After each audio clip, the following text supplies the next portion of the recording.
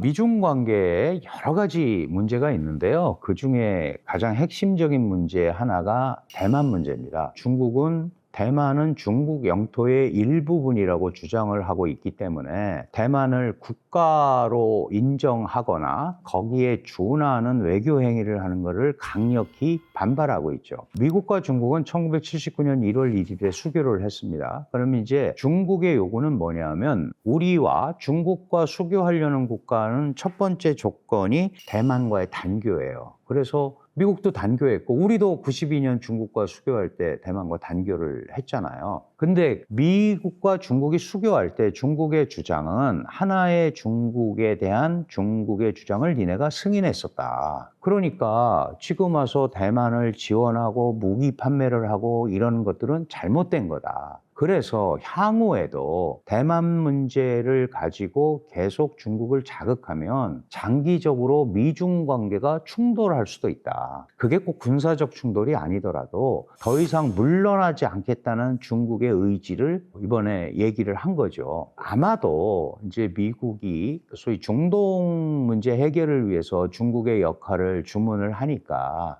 우리도 대만 문제가 우리의 레드라인이다 라는 얘기를 다시 한번 각인시키려고 이렇게 하게 된 거죠. 그 기자들이 트럼프 대통령한테 물어봤잖아요. 어떻게 하실 거냐, 무기 판매. 그랬더니 대만에 대한 무기 판매가 굉장히 좋은 칩이 될 수 있다. 협상 카드가 될 수 있다. 이렇게 한 거죠. 그럼 그 대만은 또 난리가 났잖아요. 아니 그러면 1982년 사실 당시에는 비밀 문서였었어요. 우리가 대만에 무기 판매를 계속 할 거고 그다음에 그거에 대해서 중국과 상의하지 않겠다. 라는 6개 항 보증이라는 게 비밀 문서로 해줬었는데 지금 트럼프 대통령은 무기 판매 문제 시주석하고 상의하고 그다음에 팔지 안 팔지 곧 결정하겠다 이래놨단 말이죠. 그러니까 이거는 약속 위반이라고 얘기를 하는 거예요. 그래서 실제로 뭐 트럼프 대통령이 어떤 식으로 결정할지는 모르겠으나 79년 1월 1일 날 미국이 중국과 수교하면서 대만과 단교를 했지만 대만의 지정학적 중요성을 알고 있었기 때문에 79년 4월 달에 미 의회에서 대만 관계법이라는 법을 만들어요. 이 대만 관계법은 뭐냐 하면 대만을 지원하고 대사급 교류는 아니지만 경제, 사회, 문화 교류는 계속하겠다. 그다음에 대만의 자위권을 위해서 무기 수출도 하겠다. 이런 게 있었거든요. 그러니까 중국은 이걸 보고 반발을 한 거예요. 대만을 무기 수출을 하면 대만이 중국의 영토라는 걸 니네가 약속해서 우리가 수교를 한 건데 반칙 아니냐. 그래서 1982년 8월 17일에 미국과 중국 간에 또 공동성명이 하나 나와요. 무기 판매를 줄이겠다. 이런 게 내용인데 그 내용이 나올 때 6개 항 보증을 해준 거거든요. 그러니까 중국은 8월 17일 8.17 수교 성명을 위반했다고 얘기하는 거고 대만은 6개 항 보증을 미국이 안 지켰다고 얘기하는 거예요. 그러니까 이거는 금방 해결될 문제는 절대 아닙니다. 왜냐하면 이 법이 의회에서 만든 법이기 때문에 그리고 이 6개 항 보증은 비밀 문서가 해제된 다음에 2016년에 또 의회에서 재의결을 해줬어요. 그러니까 이 트럼프 대통령 맘대로 혼자서 어떻게 할 수 있는 건 아닙니다. 다만 걱정스러운 거는 저런 약속들이 중국과의 협상 카드로 쓰인다. 그러면 사실 한미동맹, 미일동맹 이런 데서도 걱정이 되는 부분이 있잖아요. 상황은 다르지만. 그래서 이게 자칫 잘못하면 동아시아 안보 지형에 영향을 끼칠 수 있다. 그리고 무엇보다 우리 같이 이제 북한 핵이라든가 북한의 위협에 직면하고 있는 국가들은 이러한 상황들이 미국의 동맹 방기 같이 비춰지면 북한, 김정은의 오판을 불러일으킬 수 있기 때문에 더욱더 예의주시할 수밖에 없는 그런 상황이고 결국은 그래서 가장 핵심적인 것은 확실한 억지적 자위력을 갖고 있어야 된다. 이렇게 귀결이 되는 거죠. 다행히도 우리가 K방산이나 이런 부분에 대해서 나름대로 적응할 수 있는 기초가 돼 있기 때문에 이번 기회에 이런 부분에 대해서 더 정교한 대응 체계를 만들어야겠다. 그런 생각을 해볼 수 있을 것 같습니다. 대만은 사실은 중국 영토 그 이전부터 뭐 청나라든가 이럴 때도 명나라 때도 다 거기에 늘 있던 섬이에요. 그런데 중국 땅이 워낙 크잖아요. 그리고 대만은 사실 버려진 땅이었습니다. 아무도 신경 안 쓰고. 그래서 이게 이제 일종의 뭐 어업기지처럼 이렇게 쓰였던 지역이고, 실제로는 우리 뭐 태평양 제도에 가면 소위 폴리네시안 계통의 사람들이 살고 있잖아요, 섬에. 대만도 이제 마찬가지인데, 중국에서 1945년부터 49년까지 소위 국민당과 공산당 간의 내전이 발생합니다. 원래 국민당이 중화민국이라는 국가의 집권당이었어요. 그런데 1921년 창당된 공산당이 세력을 키우고 결국은 2차 대전이 끝나면서 국민당과 공산당이 대륙의 패권을 두고 싸웁니다. 공산당은 마오쩌둥이 지도자고요. 국민당은 장개석이 지도자예요. 그런데 여기에서 장개석의 국민당이 패하죠. 패하면서 대만으로 수도를 옮긴다. 국부천대라고 들어보셨을 거예요. 국민당 정부가 대만으로 천도했다, 그런 뜻입니다. 그러면서 이제 중국이 볼 때는 국민당이 지금 대만에 가 있는 거잖아요. 그러면 중국을 실질적으로 완전하게 통일을 하려면 중국은 공산당이 이끄는 국가니까, 그리고 일당 체제잖아요. 국민당이 이끄는 대만, 이 지역을 통일을 해야 되는 거예요. 그러면서부터 중국과 대만 간에, 이제 우리가 이걸 양안 관계라고 하는데, 대만 간에 소위 투쟁이 시작이 된 거다, 이렇게 볼 수 있고, 기본적으로 그 대만은 원래 중국의 성의 하나예요. 지금 가 있는 대만은 중화민국 정부가 천도한 겁니다. 국민당의 중화민국 정부가. 그래서 중화민국 임시정부가 있다고 그래요.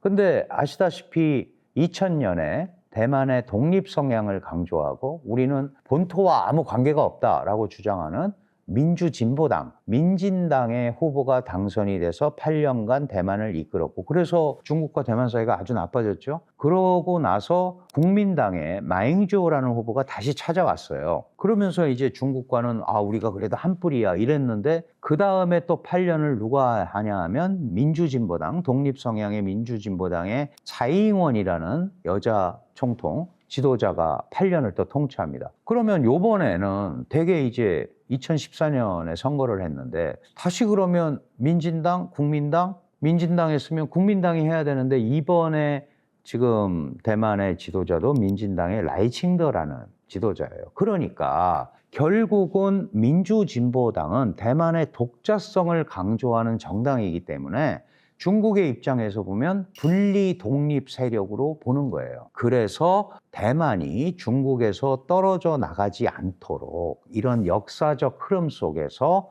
대립하고 투쟁하고 이런 상황이 온 겁니다. 물론 장제스가 1949년에 이제 국공내전에서 패하고 대만으로 가서 50년 정도, 2000년까지 국민당이 통치를 하잖아요. 그때도 대륙에서, 중국 본토에서 패하고 왔기 때문에 계속 갈등기를 갖고 있었어요. 전체적인 무력 중도는 아니지만 우리가 잘 아는 금문도라는 섬을 중국이 점령하기 위해서 58년 동안 포전, 3박 4일간 8.23 포전이라고 했는데 뭐 점령을 못했고, 어쨌든 그런 소규모의 충돌도 계속 있었고 국제사회에서의 갈등도 계속 있었다. 다만 중화민국은 1971년 유엔의 법통적 지위를 중국이 가지고 갑니다. 그때까지는 안보리 상임이사국이에요. 중화민국이라는 데가. 그래서 2차 대전 때도 보면 알지만 무슨 얄타 회담, 포츠담 선언 막 이런 데 보면은 장제스, 처칠 이런 사람들이 세계의 운명을 결정하고 그러잖아요. 그럴 만큼 힘이 있었는데 이제 중국의 부상에 따라서 대만은 사라지는, 그리고 지금 현재는 국가로 인정하는 나라가 11개밖에 없어요. 그러니까 외교적으로 굉장히 고립이 돼 있죠. 그러면 이제 대만은 자신들이 이러한 상황에 처해 있다는 걸 알리기 위해서 대만 문제를 국제화하려고 노력을 하고, 중국은 대만은 나라가 아니고 국민당과 공산당 간의 내전의 결과로 지금 대만에 살고 있는 거다. 그러니까 통일이 돼서 중국의 품에 돌아오는 게 당연한 거다. 이게 이제 시진핑이 강조하는 중국의 꿈, 중국몽이라는 거 있잖아요. 시 주석이 그런 말을 하죠. 중국몽의 진짜 완성은 대만과의 통일이다. 대만을 통일하는 거다. 이렇게 표현을 한단 말이죠. 그러면 이게 뭐 평화적으로 통일하는 방법도 있고 여러 가지 방법이 있지 않겠어요? 근데 제일 두려워하는 게 뭐예요?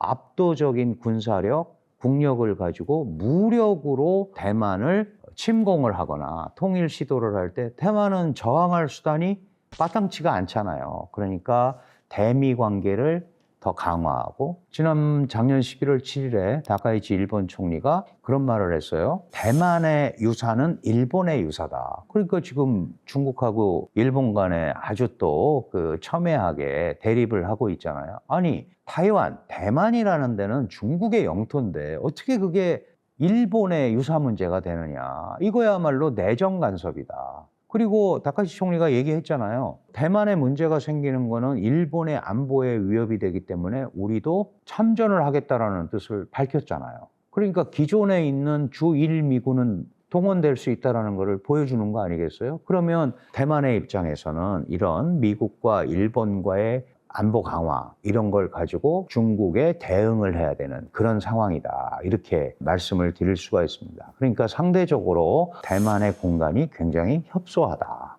이렇게 봐야 될 것 같습니다.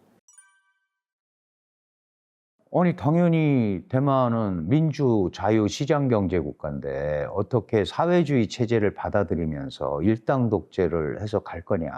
우리는 민주사회다. 그리고 우리가 중국이어야 될 이유가 별로 없다라고 얘기하는 거예요. 사실은 대만이 아까 제가 원주민들, 그 폴리네시아 계통의 원주민들이 있었는데 명나라가 이 만주족인 청에 의해서 멸망을 당하잖아요. 그때 명나라의 그 장군이 대만으로 망명을 합니다. 그때는 대만은 그냥 작은 그 섬이죠. 어업을 하는 섬인데 정성공이라는 분이에요. 정성공이라는 사람이 소위 본토의 유민을 이끌고 와서 대만에 정착을 하는 거예요. 여기는 내가 다시 본토로 돌아가겠다. 이제 이런 생각을 가지고 가면서 소위 명나라 시대의 제도와 유학, 육아 이런 거 성리학이 있었잖아요. 그런 것들을 대만에 심게 되는 거죠. 그러면서 중국과의 본격적인 연계가 생기는 겁니다. 그런데 아시다시피 중화인민공화국은 1949년에 사회주의를 모토로 성립된 국가예요. 그게 자유민주 국가라면 또 모르겠으나 그리고 중간에 또 제가 금방 말씀드린 투쟁을 통해서 이렇게 했는데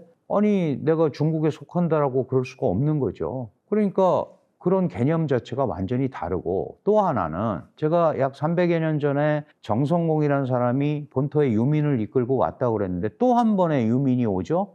그게 1949년에 장제석이 대만으로 올 때 약 200만 명 정도의 또 중국 본토 사람들이 넘어와요. 와가지고 또 대만을 완전히 장악을 하죠. 그러니까 원래 원주민들이 있고요. 그 다음에 300여 년 전에 넘어온 주로 복건성, 대만을 마주보고 있는 복건성 쪽에서 넘어옵니다. 이 사람들, 그 다음에 49년에 장제석과 같이 넘어온 사람들 이렇게 돼 있거든요. 그걸 제일 앞에 원래 살았던 사람들을 원주민이라고 하고 주로 산에 살기 때문에 고산족이라는 표현도 써요. 그 다음에 정성공, 명나라 말기에 넘어온 사람들, 이 사람들이 자기네들은 본성인이라고 얘기하는 거예요. 본성인. 300여 년 전에 와서 자리를 잡았기 때문에. 그리고 49년에 넘어온 사람들은 외성인, 다른 성에서 왔다라는 뜻이죠. 그러니까 이제 무슨 갈등이 생기냐 하면 우리가 300여 년 전에 와서 자리 잡고 있었는데 49년에 다른 사람들이 왔다. 그러면 이거는 이제 기득권과 새로운 사람들 간의 싸움이 이루어지겠죠. 그래서 본성인과 외성인 간의 갈등이 있습니다. 대만의 독립 성향을 강조하는 사람들은 주로 원래 대만에 300 몇십 년 전부터 와서 그 후예들로 살았다고 생각하는 본성인들이에요. 본성인들. 그 갈등이 남아있죠. 그런데 이제 민주진보당 같은 경우는 지금 최근에는 그거보다 또 한 걸음 더 나가 있습니다. 우리가 뭐 생각해 보니까 중국 본토하고 별 관계가 없다. 따로따로 사는 게 맞다. 라고 주장하는 이런 이제 사람들이 많이 생긴 거예요. 이거를 중국은 분리 독립주의자다. 타이두라고 그럽니다. 대만 독립주의자. 이런 표현을 쓰거든요. 그래서 이 대만 독립 성향과 독립주의자들을 어떻게 중국이 다루느냐가 굉장히 중요한 포인트고, 당연히 중국으로부터의 독자성을 가지려면 우리가 중국 본토와 별 관계 없다라고 생각하는 사람들은 또 그걸 지지하는 사람들을 정치적 자산으로 활용해야 되잖아요. 그래서 매번 총통선거나 지방선거 이런 게 열릴 때마다 친중이냐 반중이냐 뭐 이제 이런 얘기들이 계속 나오는 거예요. 그런데 국민당이 본토에서 왔는데 민진당에 비해서는 상대적으로 중국과 잘 지내야 된다고 생각하는데, 그렇다고 그걸 친중이라고 얘기할 수는 없어요. 국민당도 공산당과의 투쟁에서 본토를 빼앗기고 온 거잖아요. 다만 국민당에 지금은 이제 야당이죠. 국민당의 생각은 뭐냐 하면 국력 차가 너무 나고 군사력 차이도 너무 나니까 중국과 각을 세우는 것보다는 협력적 분위기를 가지고 가는 것이 대만의 안정과 장기적 발전에 훨씬 유리하다라고 주장을 하는 거예요. 그러니까 사실은 뭐 우리가 이렇게 해서 중국한테 완전히 밑에 들어가서 하겠다 이런 뜻이 아니고, 안정적 관계를 유지하는 것이 훨씬 대만의 미래에 좋다라고 얘기를 하고 있는 겁니다. 근데 상대적으로 민주진보당은 우리가 이제 더 독자성을 강화해서 독자적으로 가야 된다고 얘기를 하는 거기 때문에 우선 대만 내부에 극심한 분열, 좌우 분열이 있습니다. 거기도 우리도 뭐 진보 보수 이런 얘기를 하는데, 대륙 정책을 둘러싸고 본토 정책, 그다음에 대중 정책 이런 거죠. 이거를 둘러싸고 의견이 많이 다르기 때문에 선거 때마다 그게 이슈화가 되는 이런 게 계속 반복되고 있는 상황입니다. 친일 정서가 좀 다르긴 하죠. 그 일본이 이제 어떤 행동을 했느냐에 따라서도 좀 달라지는데, 우선 대만은 일본에 대해서 우리 같이 극렬한 저항을 하지 않았어요. 우리는 굉장히 극렬한 저항을 했잖아요. 예를 들어서 3.1 독립 만세 운동도 그렇고, 또 나라를 빼앗기고 해외에 가서 그 임시정부도 수립하고 지속적인 이런 거를 많이 했고, 그렇게 하다 보니까 또 일본의 탄압이 우리한테 더 심했죠. 사실 굉장히 심했고, 그러니까 보이게 보이지 않게 저항 정서가 굉장히 많이 싹터 있었습니다. 그런데 사실은 이제 일본이 대만을 자기 영토로 편입시킨 게 잘 아시는 1894년의 청일전쟁이에요. 청나라가 일본한테 지잖아요. 그래서 대만을 일본에 할양합니다. 대만을 일본에 할양. 그러니까 이제 일본의 영토가 된 거잖아요. 대만이 저항을 세게 하지 않았고, 대만이라는 지역이 농사가 나름대로 어쨌든 아열대에 가까운 지역이니까, 아열대 지역이니까 농산물이나 이런 것들이 나름대로 풍부하게 생산을 할 수 있고, 그다음에 바다니까 어업 자원도 상당히 있고, 그다음에 일본의 식량 기지라든가 특히 2차 대전 또 이럴 때는 아시다시피 병참 기지로 또 쓰기도 하고, 동남아에서 전쟁하는데 기지로 쓰기도 하고, 이러면서 사실 대만에 대한 일종의 압박이라기보다는 뭐 투자 이런 것들이 많이 들어갔어요. 그래서 청일전쟁 때 할양이 되고 나서 이제 일본의 자본이 들어오기 시작하잖아요. 그러니까 일본의 자본이 들어오고, 대만을 잘 살게 하기 위해서 들어온 자본은 아니에요. 그건 수탈하기 위해서 들어온 거죠. 그래서 자기가 1등 식민이고 너희는 식민지 시민이고, 그래서 이제 대만 사람들을 부리잖아요. 근데 대만은 섬이었고, 그다음에 본토에 관심에서 떨어진 그런 섬이었단 말이에요. 그러니까 다른 기초들이 없잖아요. 뭐 공업 기초도 없고 다른 것들을 별로 생각할 수가 없는 이런 상황에서 일본의 자본과 기술이 들어오니까, 이것 때문에 혹시 대만이 새로운 길을 찾은 게 아닌가. 이걸 이제 우리가 식민지 근대화론, 뭐 일본식 용어지만 식민지가 됐기 때문에 나라가 발전했다. 이런 것들이 일부 대만 사람들한테 먹힌 게 있어요.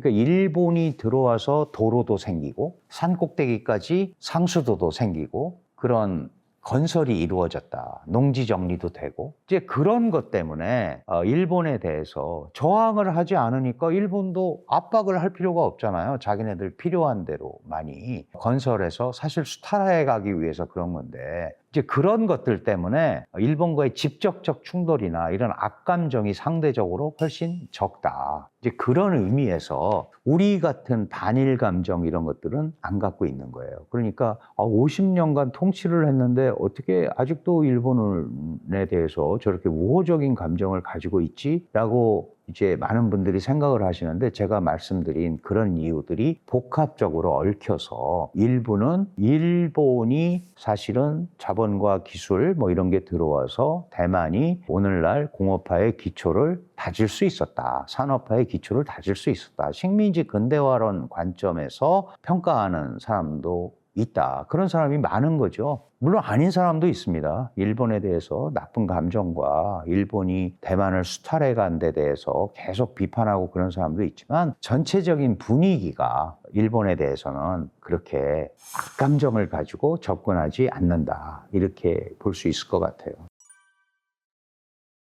사실은 한대만 관계는 1992년 8월 23일 날 끝나죠. 이제 외교 관례상 우리가 중국과 수교한다라는 걸 알리면 그 전날 단교한 나라가 한국과의 단교를 선언을 하죠. 그래서 우리는 8월 23일 영시를 기해서 이제 대만에 의해서 단교를 당했죠. 모두에 말씀드렸지만 그 우리 임시정부라든가 이런 그 정부가 상해에서부터 5번을 옮기면서 저 중경까지 가서 이제 우리가 해방을 맞아서 귀국을 해요. 그럴 때마다 한국을 지원하고 도와준 게 바로 중화민국 국민당 정부입니다. 사실은 공산당 하고는 우리 임시정부가 그렇게 밀접한 관계가 없어요. 물론 마지막에 몇 년간은 서로 관계가 있었지만. 그러니까 중화민국이라는 국가, 그다음에 국민당이라는 중화민국 정부, 여기에 국민당 정부 입장에서 보면 한국은 배신자죠. 우리가 그렇게 도와줬는데 어떻게 우리를 헌신짝처럼 버리고 우리의 적인 중국과 수교할 수 있느냐. 이제 이렇게 된 거예요.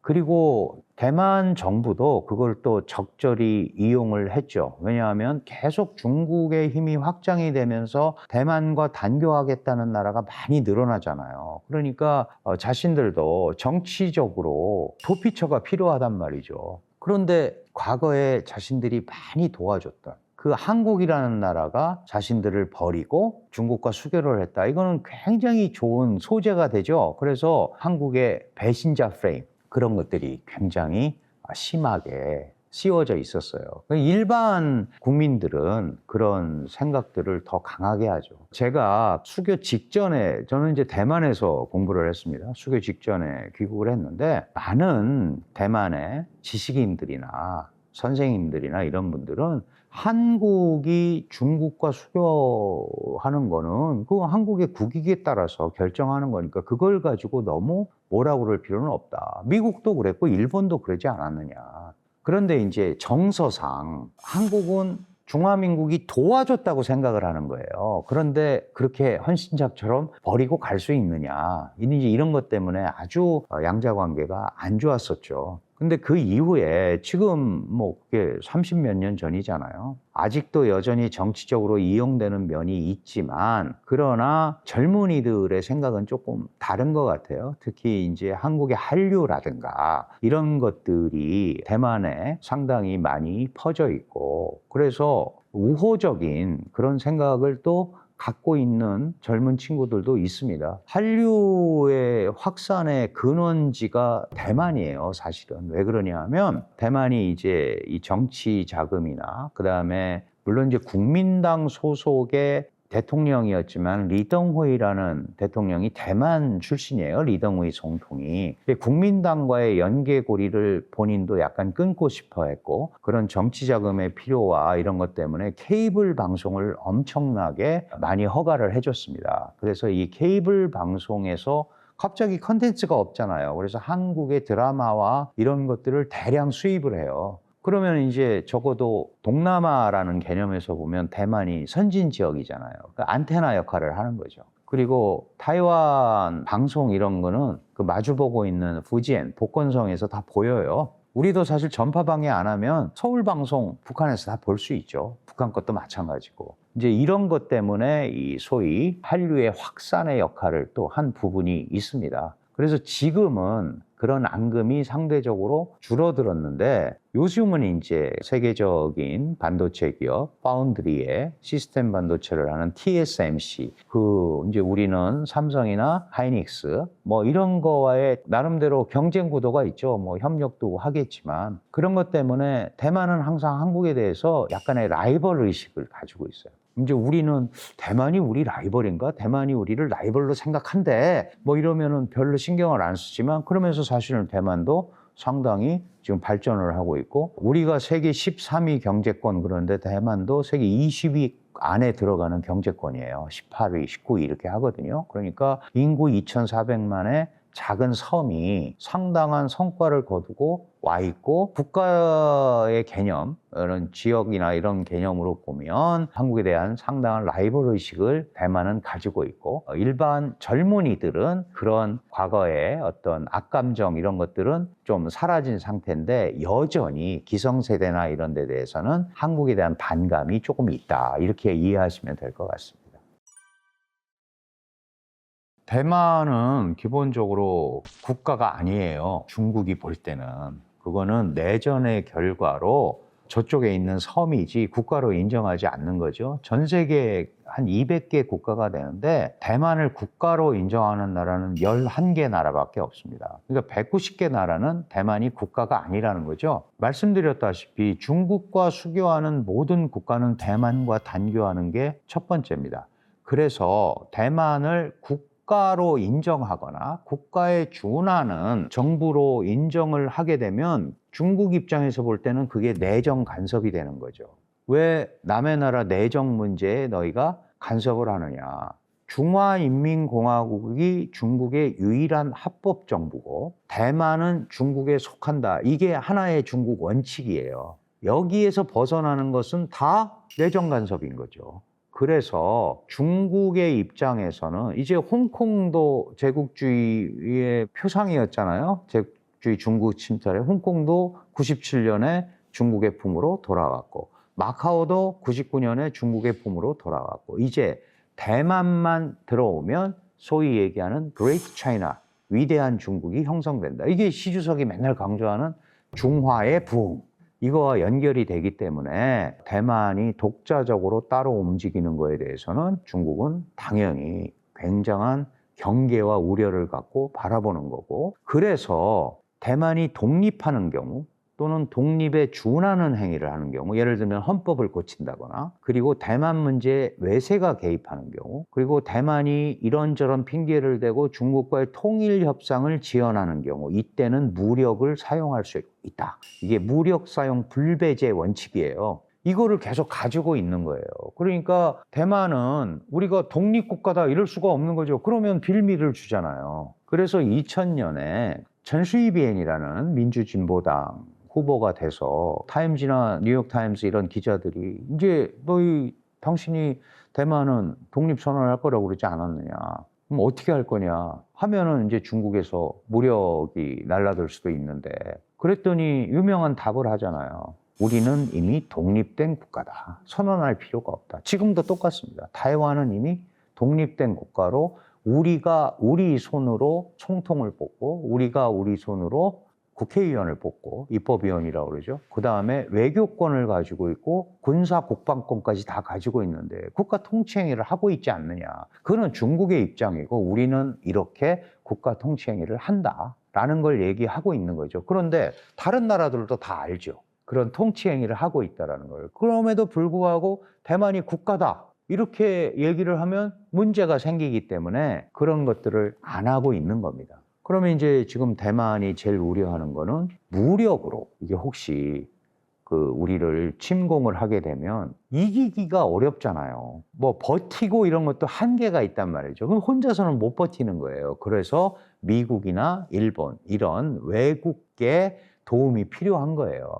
결정적으로는 말씀드렸다시피 대만 관계법이라는 거에 의해서 1979년 대만의 안전을 지원한다라는 게 미국의 입장인데, 미국의 입장에서 대만이라는 섬이 중국의 통제권 하에 들어가게 되면, 소위 미국의 입장에서 보면 그쪽 지역이 서태평양이거든요. 이 서태평양 지역의 작전권이라든가 미일 동맹의 활동 범위라든가 뭐 한미 동맹도 포함이 될 겁니다. 이제 이런 것들이 상당히 제약을 받게 돼 있어요. 또 하나는 TSMC라는 소위 세계적인 파운드리, 설계한 거를 만들어 주는 거예요. 근데 이제 최첨단 기술을 가지고 있기 때문에 전 세계 파운드리의 거의 80%를 하는 걸로 돼 있거든요. TSMC 말고도 UMC라는 또 회사가 있어요. 이 둘이 합치면 거의 7, 80%를 장악을 하고 있습니다. TSMC가 구동을 하려면 TSMC 혼자서는 안 돼요. 지금 미국에서 설계한 거를 만들어 주는 거잖아요.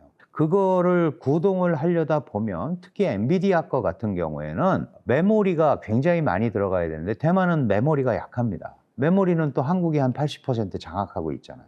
그걸 이제 HBM이라고 그러죠. 고대역 광폭 메모리. 아주 쉽게 말씀드리면 엔비디아가 설계한 최첨단 사양의 칩을 TSMC가 만들려면 한국에 HBM이 필요합니다. 그리고 여기에 일본의 소재들, 포토 레지스트라든가 네덜란드의 EUV 장비라든가 이런 게 다 들어와야 돼요. 이 반도체 생태계, 이 메커니즘이 통째로 움직일 수는 없는 거죠. 그럼에도 불구하고 미국이 볼 때는 어디선가 만들어줘야 미국의 첨단 과학기술이 또 돌아가잖아요. 그러니까 지정학적인 중요성에다가 지경학적인 중요성까지 합쳐져서 대만이 굉장히 중요한 역할을 하고 중요한 지역으로 떠오른 겁니다. 대만 스스로도 대만을 지키는 것은 군사력, 국방력이 아니고 반도체다. 호국의 신 그러잖아요. 반도체가 호국의 신이다. 무슨 얘기냐 하면 중국이 대만을 점령하기 위해서 뭐 미사일을 쏘거나 예를 들어가지고 이제 이런 걸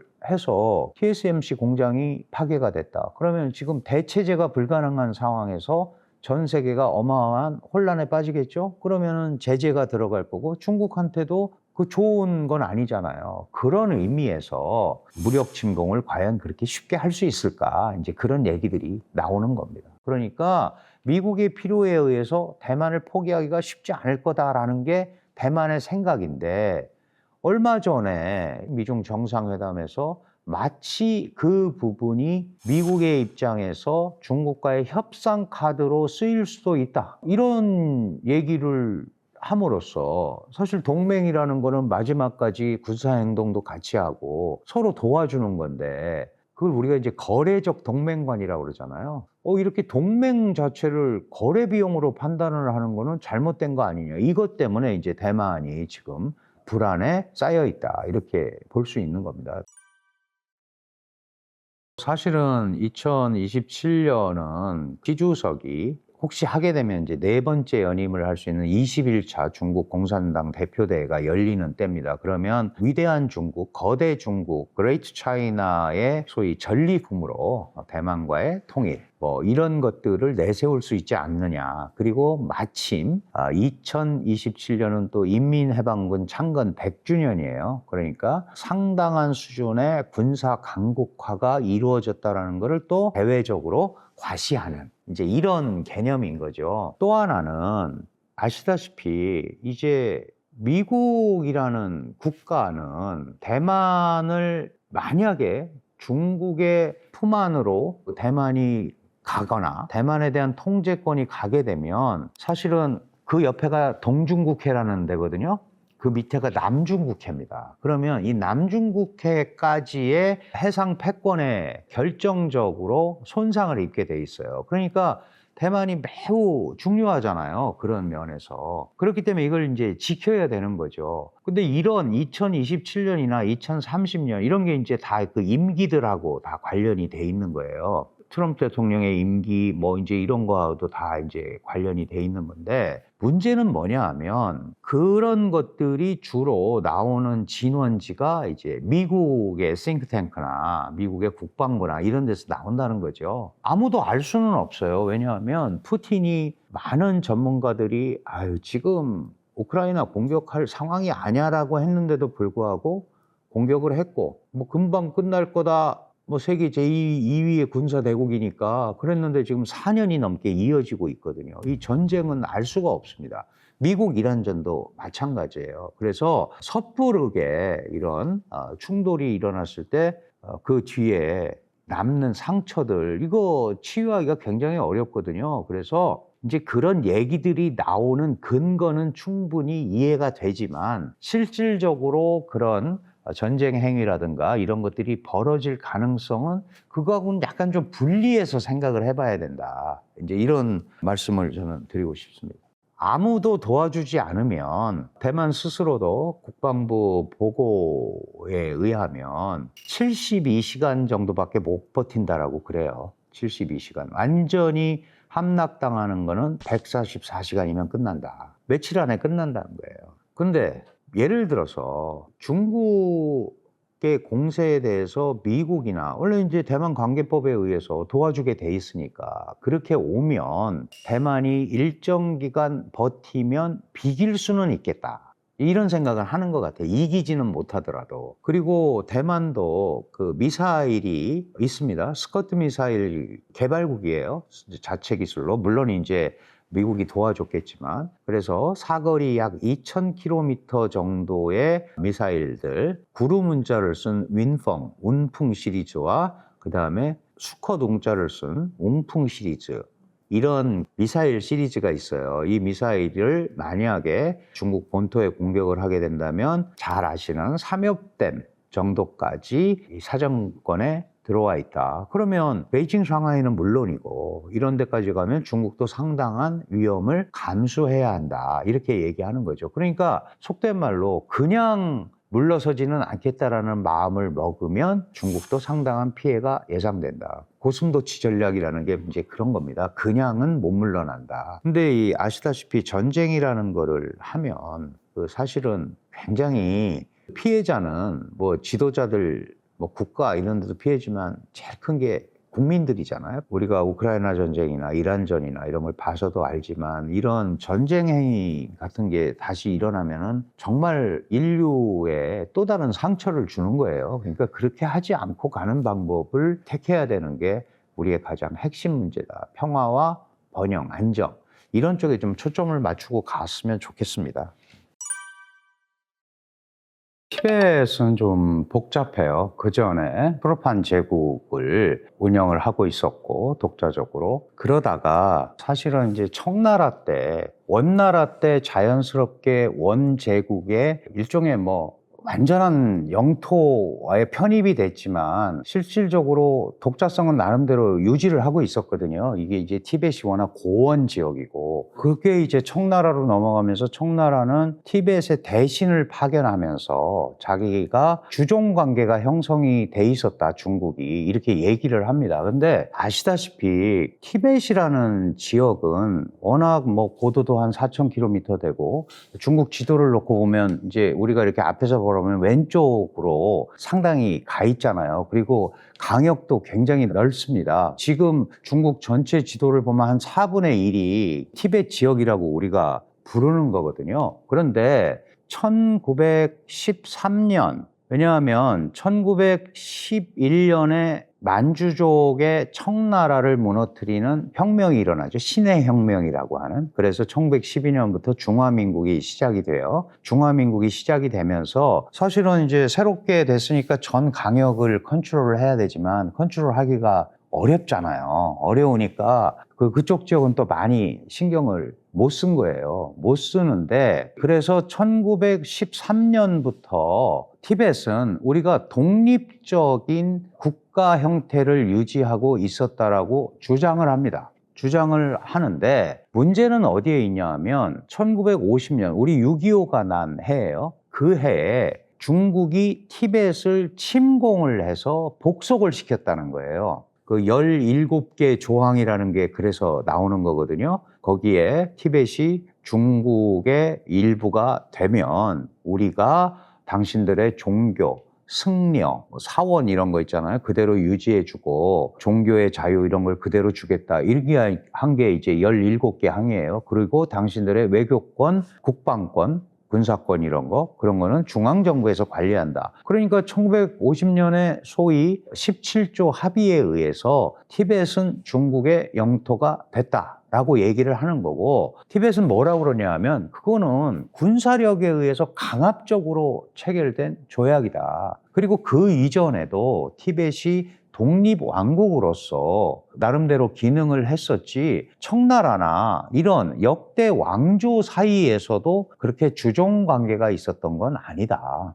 이제 이런 주장을 하는 거예요. 그러니까 결국은 이 티벳이라는 지역은 독립된 왕국으로서 있었는데 중국에 의해서 강제 점령이 돼서 지금은 이제 티벳 자치구가 됐잖아요. 이게 다 강압에 의해서 이루어진 행위이기 때문에 일부 티벳의 세력들은 우리는 이걸 받아들일 수 없다. 그래서 분리 독립에 대한 움직임이 있는 거죠. 그런 것들이 계속 벌어지고 있다. 다만 워낙 중국 정부가 세잖아요. 그러니까 이게 이제 계란으로 바위치기가 되는 거죠. 그래서 이런 독립 시위라든가 이런 운동이 일어나지만 중국의 워낙 강경한 압박에 의해서 제대로 그 자신들의 뜻을 펴지 못하고 있다, 이렇게 봐야 될 것 같고, 어쨌든 지금은 국제법적으로 중화인민공화국 서장 자치구예요. 티벳 자치구. 그러니까 이 부분에 대해서 다른 나라들이 이거 뭐 독립왕국 아니냐 이러면 그거야말로 내정 간섭이죠. 중국 입장에서 보면. 왜냐하면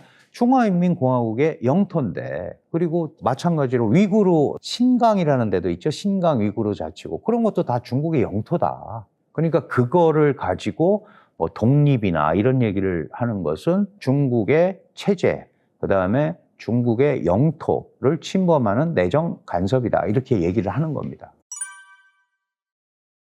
우선 강역이 넓잖아요. 가장 대표적으로 우리가 그렇구나 할 수 있는 게 티벳이 고원이잖아요. 그러니까 이제 아시아 지역의 주요 10개 정도의 그 강의 발원지예요.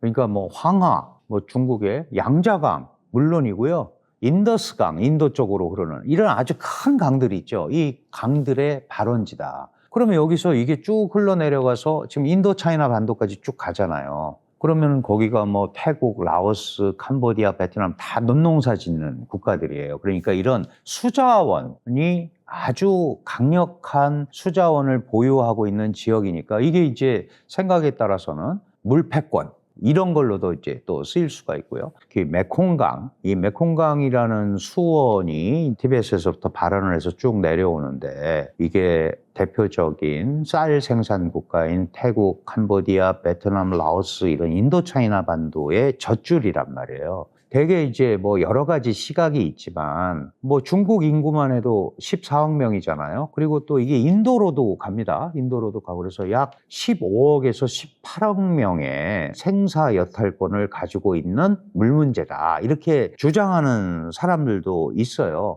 근데 이제 이거를 지금도 댐 건설을 굉장히 많이 하고 있잖아요. 뭐 이미 50여 개는 했고 상류 하류 따라서 한 200개 정도 만든다는 계획도 있고, 만약에 그거를 자신들의 가뭄과 홍수 조절용이라는 이름으로 자의적으로 잠그고 풀고 한다면 이거는 하류 지역에서 그 물길에 의존하는 많은 국가들에게는 치명타가 되는 거죠. 예를 들어서 물이 필요할 때 잠그면 가뭄을 이겨낼 방법이 없는 거잖아요. 안 필요한데 확 하면 홍수의 위험이 또 있는 거예요. 그죠? 이렇게 물길을 통해서 강력한 소위 주도력, 동아시아 지역에서 메콩강 프로젝트 이런 표현을 써서 얘기를 하기도 하는데, 이제 이런 것들이 지금 국제사회에서도 계속 문제가 되고 있습니다. 결국은 물을 통한 패권 전략인 거 아니냐, 이렇게 얘기하는 사람들도 있죠.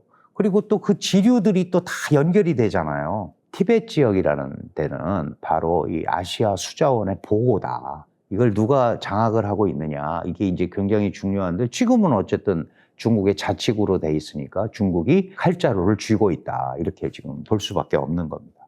그다음에 중국과 인도가 국경 분쟁을 하고 있잖아요. 국경 분쟁을 하고 있는데 티벳이 굉장히 높은 지역이니까 이렇게 아래로 내려보면서 인도를 바라볼 수 있지 않습니까? 그러니까 중국과 인도는 62년에 실제 전쟁도 했었어요. 근데 이제 이게 왜 시작이 됐냐 하면 인도가 원래 영국 식민지였잖아요. 영국 식민지였었고 중국은 이제 그 당시에 중화민국으로서 새로운 중국이 있었고 지금 중화민국의 법통지위를 이어받았다고 하는 게 중화인민공화국이란 말이에요. 그런데 요 심나 조약이라고 해서 이 세 나라가 협정을 맺습니다. 그러니까 티벳은 그렇게 얘기하는 거예요. 봐라, 내가 이 협정에, 심나 협정에 당사국으로 들어가 있지 않냐. 그러니까 내가 외교권을 가진 독자적인 국가였다는 게 증명이 되는 거 아니냐.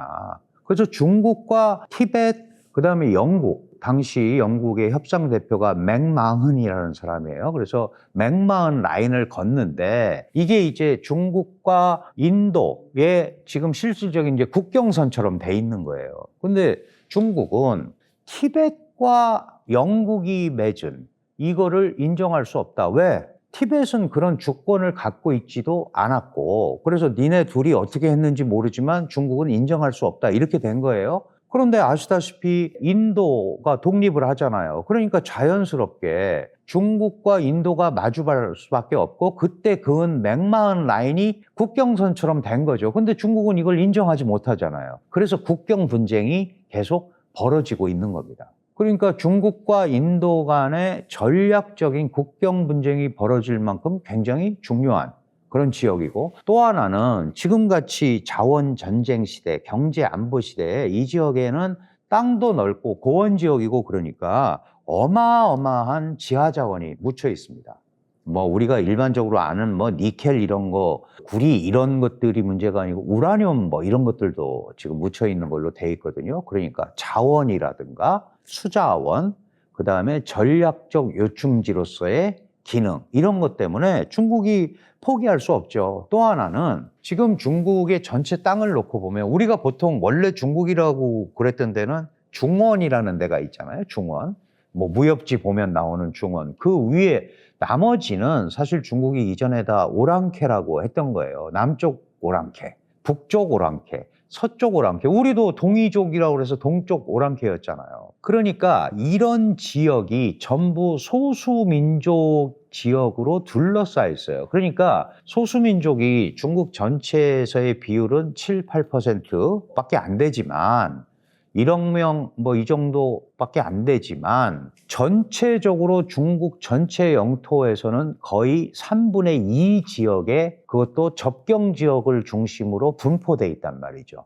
그러면 한쪽에서 이 소수민족 문제가 잘 제대로 관철되지 않으면 그게 도미노 현상이 일어날 수가 있다는 게 이제 걱정인 거죠. 다만 한 가지 강조드리고 싶은 것은 지금 중국에 55개 소수민족이 있다고 자기네들이 얘기하잖아요. 55개 소수민족 중에 독립 성향을 갖고 독립을 외치고 또 행동을 하는 민족은 3개밖에 없어요. 지금 하나가 티벳, 하나가 위구르, 그리고 지금 내몽골 지역, 내몽골을 마주보고 있는 데가 몽골이라는 데가 있잖아요. 우리가 몽골리아라고 부르는데 그게 완전 같은 민족이거든요. 그런데 지금 내몽골이라는 데 와 있단 말이죠. 그리고 나머지 민족들은요 독립을 하거나 이럴 그 역량이 되지를 않습니다. 티벳은 원래 독립왕국으로 살았기 때문에 그렇고 그 다음에 위구르는 중앙아시아 계열 민족이잖아요. 종교도 이슬람이고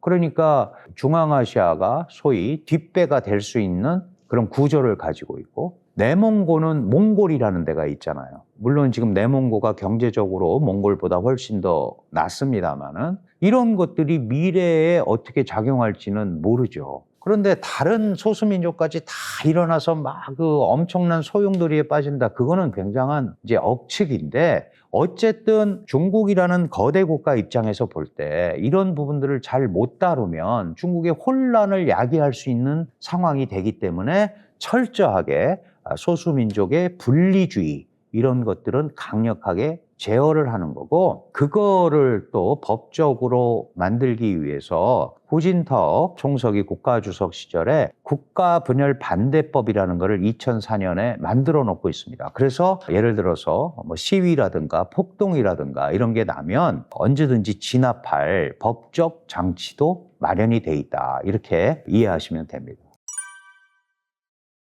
그 지역들이 사실은 전략적으로, 안보적으로, 또 지하 자원이라든가 이런 거에 굉장히 중요한 역할을 하는 지역들이에요. 그러니까 중국이 장기적으로 미래 발전을 하는 데 있어서도 없어서는 안 되는 거잖아요. 잘 아시다시피 1대1로 전략이라는 거 펼치잖아요. 하나는 이제 육지를 통해서 유럽, 아프리카로 연결되는 거고, 하나는 바닷길을 통해서 가는 건데, 육지를 통해서 가는데 다 거점 지역 을 이렇게 지나가야 돼요. 그러니까 이런 부분들이 중국의 대외 확장 전략과 이런 거를 하는데 굉장히 중요한 포인트들을 제공을 하고 있다. 이런 면에서 이들 지역이 굉장히 전략적으로 중요할 수밖에 없기 때문에 중국으로서는 포기할 수가 없는 겁니다. 이게 무슨 도미노 현상에 의해서 소수민족의 독립 의욕을 고취시키고 이런 것도 중요하지만, 중국의 국가 발전 전략에 있어서 없어서는 안 될 자원과 인프라 설비, 이런 것들을 만들 수 있는 기초 지역이기 때문에 예전에는 굉장히 오지였잖아요. 티베트 한 번 가려면 비행기도 일주일에 한 2번밖에 안 가고 한 번 왔다 갔다 하기 굉장히 어려웠어요. 근데 지금은 베이징에서 티베트까지 가는 고속철도가 있잖아요.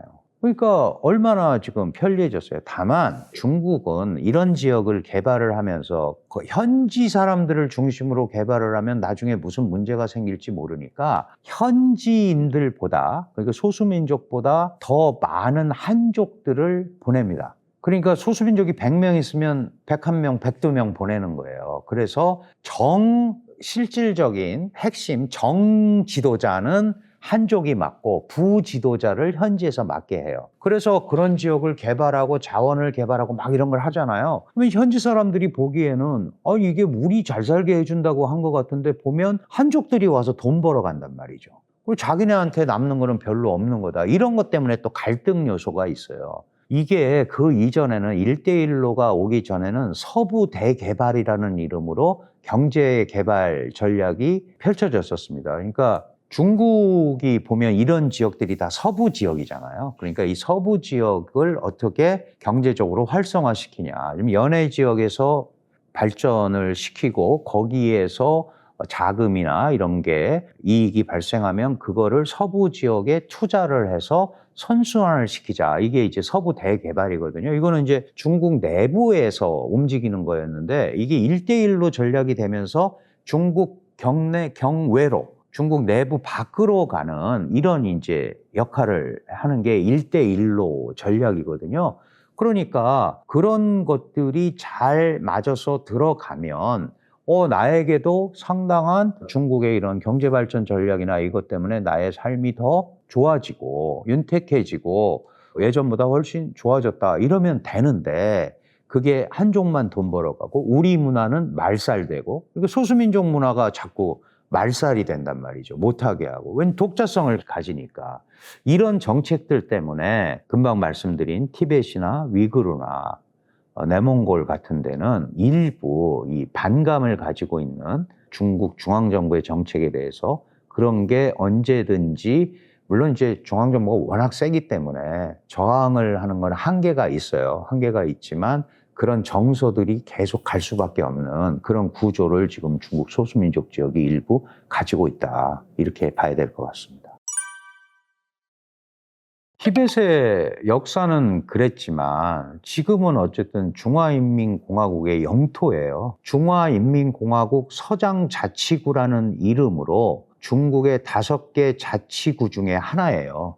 그러니까 그게 이미 1950년 우리 6.25 있던 해에 중국에 의해서 점령당했고, 그래서 그것 때문에 국제사회에서 강제 점령을 했기 때문에 국제인권단체나 이런 데서는 불법이다, 이렇게 얘기를 하고 있고, 지금 달라이라마 14세가 지금 인도에 그 망명을 해 있습니다. 1959년에 라사 사건이라고 하는 티베트인들의 폭동, 반란이 있었고 이거를 중국이 유혈 진압을 했어요. 그래서 라사가 이제 티벳의 옛날 수도인데 이 라사의 폭동에서 진압당한 달라이라마 14세가 인도의 다람슐라라는 데 가서 티벳 망명 정부를 이끌고 있습니다.